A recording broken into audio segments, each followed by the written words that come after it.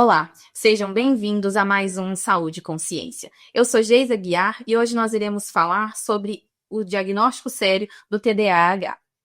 Temos visto as pessoas se autodiagnosticando nas redes sociais através de relatos e também se identificando com sintomas. E para falarmos sobre o assunto, eu estou com o professor Antônio Alvim, do Departamento de Psiquiatria da Faculdade de Medicina da UFMG. Seja muito bem-vindo, professor. Muito obrigado pelo convite. Sejam bem-vindos também. Professor, o TDAH anda cercado de mitos. Então, para iniciarmos, o senhor poderia nos explicar o que é o TDAH? Bom, TDAH, o transtorno do déficit de atenção e hiperatividade, como o próprio nome fala, né, ele é um transtorno psiquiátrico marcado por sintomas pronunciados de desatenção com ou sem, né, hiperatividade e impulsividade. Esse transtorno, ele tem sido muito falado nos últimos tempos, né?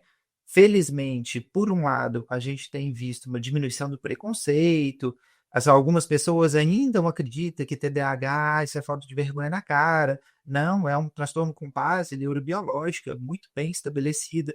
Não é uma questão de uma criança que simplesmente não fica quieta ou que os pais não sabem lidar, o professor está vendo o menino bagunceiro. Ele é um transtorno, então, com uma base neurobiológica e que isso, muitas vezes, se não diagnosticado, se não tratado, pode trazer muitos prejuízos para a vida dessa criança, desse adulto depois. Professor, fatores genéticos ou ambientais podem aumentar as chances do diagnóstico? Sim, nós temos as duas questões, inclusive, né, assim, na base do transtorno. A gente tem uma influência muito grande da genética, o que significa que ter um parente com TDAH aumenta o risco que outras pessoas da família tenham também. Não é uma doença igual a gente fala assim, hereditária, em que, não, se o pai tem, obrigatoriamente o filho vai ter, mas a gente sabe que existe um risco aumentado. E por outro lado, nós temos fatores ambientais que também aumentam o risco da doença. É importante a gente falar que, igual a gente às vezes vê nas redes sociais, questões como excesso de cobrança, as crianças hoje têm que ir para o balé, depois têm que ir para o vôlei, depois têm que fazer aula particular e tal. Excesso de cobrança não leva a TDAH. Dietas, né, e alimentos corantes, açúcar, não leva a TDAH. Mas o que a gente sabe que é fator de risco? Fumar durante a gravidez, uso de álcool durante a gravidez e complicações, por exemplo, do parto. Então, aquela criança que nasce prematurinha, a criancinha que às vezes vai nascer com peso muito baixo, isso são fatores de risco para o TDAH. Então, a falta de acompanhamento médico na gestação durante o pré-natal é um fator que pode aumentar as chances do desenvolvimento. Exato, porque assim, no pré-natal, a gente consegue ver, né, por exemplo, uma infecção no sistema, né, que possa vir a afetar o desenvolvimento do sistema nervoso central dessa criança oportunamente, complicações que eventualmente podem levar à prematuridade, e sempre a questão da orientação, né, de que não pode fumar, não deve beber durante a gravidez. Então, a ausência de pré-natal, ela indiretamente vai influenciar o desfecho dessa gravidez, e isso vai ter um impacto no TDAH. Professor, o TDAH é uma condição que aparece apenas na infância ou o diagnóstico também pode ser feito em adultos? Ótimo. Se a gente considerar aparecer como início dos sintomas, o TDAH ele está dentro de uma categoria que a gente chama de transtornos do neurodesenvolvimento. Então, são transtornos, né, que aparecem muito cedo, os primeiros sintomas surgem naquela criança, normalmente até mesmo antes dela entrar na escola, e que vai trazer prejuízo para ela. Então, nesse sentido de aparecer, a gente sabe que o TDAH vai aparecer somente na infância. Isso é, né, por justamente ser um transtorno do neurodesenvolvimento. Só que a gente sabe que 70% das crianças com TDAH serão adultos que permanecerão com alguns sintomas de TDAH. Então, é muito provável, né, assim, que esses diagnósticos se mantenham ao longo da vida. Então, a pessoa vai continuar tendo sintomas, então vai continuar tendo o TDAH no adulto. A gente associa muito TDAH à criança, né? A maior parte dos diagnósticos é feita na infância, mas sim, a gente pode e deve, né, diagnosticar o TDAH no adulto. Professor, quais são os principais sinais e sintomas que os pais devem ficar atentos? Bom, então uma coisa extremamente importante, né, é quando a gente observa aquela criança que vem destoando, por exemplo, dos colegas, seja porque, né, o rendimento escolar não está muito bom, seja porque as queixas de comportamento estão muito frequentes. Então, o que, né, costuma chamar a nossa atenção? A questão da desatenção, aquela criança que então está fazendo o dever de casa, passa uma mosquinha, ela começa a voar, tá conversando com ela, ela dá aquelas pescadas, né? Tipo assim, "Ô, desculpa, repete aí o que você falou", né? Perder muita coisa com uma certa frequência, deixar tudo para a última hora, os sintomas também de inquietação, né? Então, aquela pessoa que fica balançando a perna, levanta toda hora, interrompe os outros, tem dificuldade para esperar. Às vezes, isso são alguns sintomas muito característicos do TDAH. Então, quando começam a aparecer esses sintomas e, sobretudo, quando isso traz prejuízo para a vida da pessoa, isso vale uma investigação mais aprofundada. O senhor tinha comentado anteriormente que algumas crianças são agitadas. Exato. Então, como diferenciar isso de um transtorno? É possível? Ótimo. Por quê? Essa pergunta é muito importante. Em medicina, a gente tem um termo que chama patognomônico. Significa que aquele sintoma só aparece nessa doença. Se a gente pegar os sintomas do TDAH, eles não são patognomônicos de TDAH. Eu posso ter desatenção, né? Por exemplo, num quadro de depressão, num quadro de ansiedade. Então, por isso que uma investigação bem feita é muito importante. Nem toda desatenção, nem toda inquietude é sinônimo de TDAH. A segunda questão é que também não necessariamente vai ser um transtorno, pode ser só uma criança mais cheia de energia. Então, o que a gente leva sempre em consideração? Primeiro, a intensidade dos sintomas. Esses sintomas eles têm que ser mais intensos do que o que seria normal para uma criança. A gravidade dos sintomas. Não existe TDAH sem prejuízo. Isso é uma coisa meio pesada da gente falar, mas TDAH não é essa coisa glamurosa que a gente vê nas redes sociais, de tipo assim, sou engraçadinho, olha como eu sou desatento. Não, o TDAH ele traz prejuízo para a vida da pessoa. A gente sabe que uma criança com TDAH, ela tem mais chance de repetência, de trocar de escola, de ser expulsa da escola. Os adultos têm maior chance de não conseguirem permanecer no trabalho, gravidez não planejada, acidente automobilístico e até crimes, eventualmente por causa da questão da impulsividade, né? Então a pessoa fica nervosa, é mais impulsiva e eventualmente cometeu algum crime. Então, a intensidade, né? A frequência desses sintomas e outra coisa, esses sintomas, eles não estão presentes só em um ambiente, né? Então, assim, a criança, em casa não tem nenhum problema com ela, né? Mas na escola me dá problema. Não, o TDAH, ele é uma coisa que infiltra, vamos dizer assim, na vida da pessoa. Então, ela tem sintomas em mais de um ambiente. Então, esses problemas, essas dificuldades, elas são sentidas em casa, elas são sentidas na escola, né? Então, por que isso? Eventualmente pode ser uma criança que não está entendendo o que o professor está falando, ou que ele está na escola, mas ele está preocupado com os pais, né? Então a gente precisa entender que esse sintoma ele também tem que estar presente em outros ambientes, em vários locais, e não apenas, por exemplo, na escola ou em casa, que às vezes pode ser um problema da escola, um problema familiar, alguma coisa assim. Professor, o TDAH sempre vem acompanhado de hiperatividade ou ele pode ser apenas desatenção? Então, a gente tem, né, segundo o DSM, 3 apresentações do TDAH. Então, a apresentação mais comum, né, que predomina aí, seria a apresentação que a gente chama combinada, em que eu tenho sintomas de desatenção junto com sintomas de hiperatividade e impulsividade. A outra apresentação que a gente tem é a predominante desatenta, né? Então, o indivíduo ele tem mais sintomas de desatenção, às vezes ele pode ter um ou outro sintoma de hiperatividade, ou às vezes até nenhum, né? Mas o que predomina e o que vai trazer mais prejuízo são os sintomas de desatenção. E a apresentação mais rara, que acaba sendo a menos comum, é a predominante hiperativa, que o indivíduo ele tem só sintomas ele tem mais sintomas de hiperatividade e alguns poucos, ou às vezes nenhum sintoma de desatenção, né? Então, acaba que nos meninos, principalmente, a apresentação principal é combinada, então a maior parte das vezes acaba tendo sintomas de tanto de desatenção quanto de hiperatividade, mas eventualmente você pode ter uma apresentação só desatenta, por exemplo. Professor, como é feito o diagnóstico correto e quais os principais passos? Então, a primeira coisa que a gente tem que saber é, havendo uma suspeita, a gente procurar um profissional que tem experiência na área, que conheça. E aí, uma coisa muito importante a gente saber que não existem testes ou exames diagnósticos para o TDAH, né? Os exames que eventualmente eu posso pedir, seja eletroencefalograma, ou exame de imagem, ou exame de sangue, eles são para o que a gente chama em medicina de diagnóstico diferencial, para eu excluir outras causas. E como então se dá o diagnóstico, né? Primeira coisa e mais importante, a coleta de uma boa história. Então eu vou ouvir essa criança, eu vou ouvir os pais, eu vou pedir informações complementares, eu vou pedir, então, a ajuda da escola, ou, eventualmente, de outros profissionais com que essa criança faça acompanhamento, terapeuta ocupacional, fonoaudiólogo ou psicólogo, para trazer mais informações.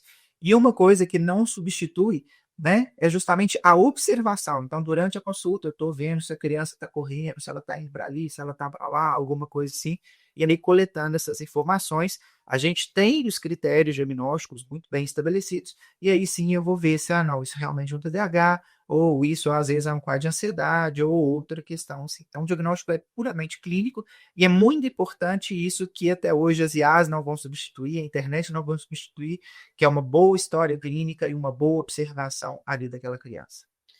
E quais os riscos de um diagnóstico precipitado ou superficial? Então, na verdade, isso é uma coisa que nos preocupa, né?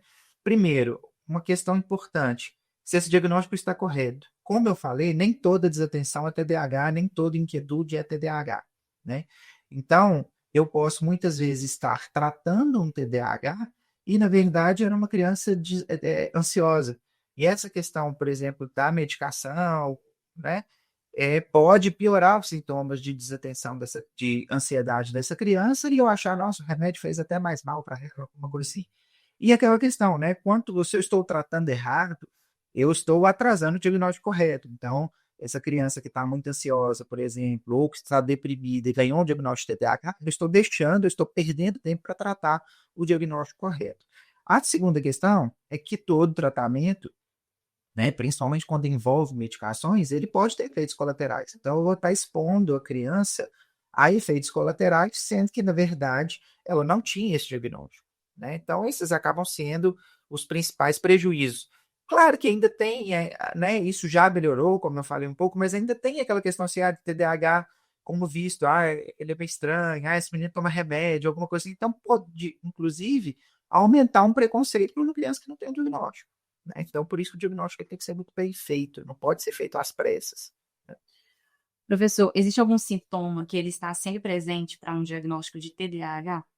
Então, é uma pergunta importante. Eu diria assim, o que tem que estar sempre presente é o prejuízo, né? Como eu falei, não existe TDAH sem prejuízo, sem dificuldade no relacionamento com as outras crianças, no rendimento escolar, no relacionamento com os pais. Esse é o sintoma que tem que estar sempre presente. Dentre os outros sintomas, aqueles, por exemplo, que eu citei, da dificuldade de ficar quieto, da dificuldade de manter a atenção, isso às vezes pode variar de pessoa para pessoa. Então, do ponto de vista um pouco mais técnico, né, os critérios do TDAH, né, a gente segue o manual da Associação Americana de Psiquiatria, que é o chamado DSM. Lá são listados 9 critérios de desatenção e 9 critérios de hiperatividade e impulsividade. O indivíduo, né, a criança, ela tem que ter pelo menos 6 critérios de desatenção, né, ou 6 critérios de hiperatividade e impulsividade. Então, dentro desse número, podem variar os sintomas. Então, algumas crianças desatentas vão ter uma característica de desatenção, outras crianças desatentas vão ter outra. É um transtorno muito heterogêneo, né, justamente por causa dessa variedade aí de critérios que a gente pode ter. Professor, depois do diagnóstico confirmado, aí vem a grande dúvida dos pais, né? Quais são os tratamentos, como é realizado e quais são as opções que nós temos hoje? Show. Então, a primeira coisa, feito o diagnóstico, o tratamento é o que a gente chama de tratamento multimodal, né, que envolve ali várias modalidades do tratamento. A primeira delas, né, é o que a gente chama de psicoeducação. Então, os pais, eles têm que ser orientados sobre o que é TDAH, né, que não é uma questão de uma falta de vontade, que não é uma criança sem limite, que não é culpa da criança ou culpa mesmo de um dos pais. Então, ensinar sobre o transtorno é a primeira etapa do tratamento. Ensinar os pais, ensinar os professores, ensinar aquelas pessoas que estão próximas àquela criança. A segunda modalidade, que é muito importante também, é o acompanhamento psicoterapêutico, né? A psicoterapia, que vai ajudar essa criança, né, no manejo de alguns desses sintomas, a desenvolver estratégias para lidar com esses sintomas. E, né, atualmente também tem um papel muito significativo, com uma resposta muito boa, o tratamento medicamentoso. E aí a gente tem duas categorias principais, as medicações que a gente chama de psicoestimulantes, basicamente o metilfenidato e a lisdexanfetamina, e os não estimulantes, como por exemplo a duloxetina, que chegou recentemente, e a clonidina. Então, a gente combina sempre, né, o tratamento medicamentoso com essas outras medidas aí. Uma pergunta que os pais sempre fazem é: por quanto tempo, né, eu vou tratar, né? Então, assim, na verdade, a gente sempre vai ficar nessa relação custo-benefício. Quantos maiores os prejuízos, maiores os sintomas, a gente vai tratando. E às vezes, com o tempo, né, aquela agitação, à medida que a gente cresce, ela tende um pouquinho a diminuir. Então, essa é uma diferença, por exemplo, do TDAH da criança para o adulto. Mas às vezes, né, ao longo do tempo, ao longo do tratamento, o indivíduo ele desenvolve estratégias para lidar com sintomas e às vezes nem vai precisar então tomar remédio para a vida toda, alguma coisa assim, né? Professor, o acompanhamento psicológico ou psicopedagógico também costumam ser indicados? Sim, né? Como eu falei, a psicoterapia ela vai ser importante para que o indivíduo desenvolva estratégias, para ele aprender a lidar com aqueles sintomas. E a gente sabe também que tem algumas dificuldades no TDAH, como, por exemplo, a dificuldade para priorizar determinadas tarefas, a dificuldade no manejo do tempo, que muitas vezes a medicação não atua. Então, a psicoterapia, sobretudo a psicoterapia que a gente fala da linha da TCC, a terapia cognitivo-comportamental, ela é extremamente importante para lidar com esses sintomas.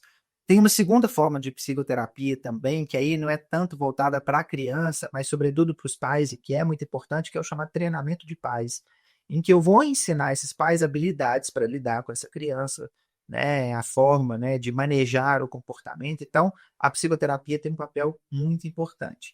A psicopedagogia, ela vai nos ajudar, né, na questão das dificuldades de estudo, técnicas de estudo que eventualmente essa criança vai ter mais dificuldade, né, para prestar atenção, né? Muitas vezes é muito comum a gente ver essas crianças com déficits educacionais, né, porque vai ficando ali na aula voando e aí às vezes vai ficar, né, alguma dificuldade de matérias anteriores e tal. A psicopedagogia também é muito importante. Até porque também, né, muitas vezes o TDAH pode vir acompanhado de transtorno de aprendizagem, né? Então, aí é a importância do psicopedagogo também para acompanhar nessa área. O senhor citou os pais Uhum. nessa, no dia a dia, né? E de que maneira que a família, a escola podem auxiliar? Bom, primeira coisa, como eu falei, né, é saber que o TDAH não é uma questão que a criança está fazendo de propósito, né? É claro que isso também não é um salvo-conduto, né? Ah, meu filho tem TDAH, então agora ele pode ser mal educado, ele pode fazer o que quiser, ele não precisa estudar. Não, não é isso, né?